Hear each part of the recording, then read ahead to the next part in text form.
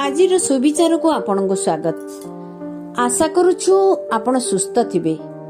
आपण पई आज दिनटी अति शुभर दिन, तेणु आपण को शुभकामना अर्पण करुछु।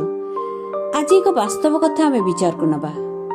जीवन रे सबु शिक्षा मनीष बहिरु पाई पारि न थाए। जदि भी बहिरु शिक्षा पाई थाए ताहाकु से समयर सुअरे भूली जाए, किंतु जेउ मनीष खराब समयरु बहु शिक्षा पाई थाए ताहा मनीषर अंतरर मानस पटल रे आजीवन छापी होई रही थाए। खराब समय आसे सत, हेले गला बेले आमको बहु शिक्षा देई चली जाए, जहाँकि आमको संस्कार एवं संतुलित होई चलिबार मार्ग मिली जाए। तेबे आशा करूछु आजिर सुविचारटी आपनको निश्चित भल लागिथिबो।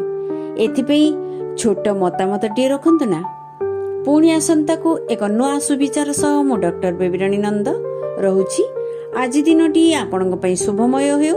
एहा ओंकार टीवी रो शुभेच्छा।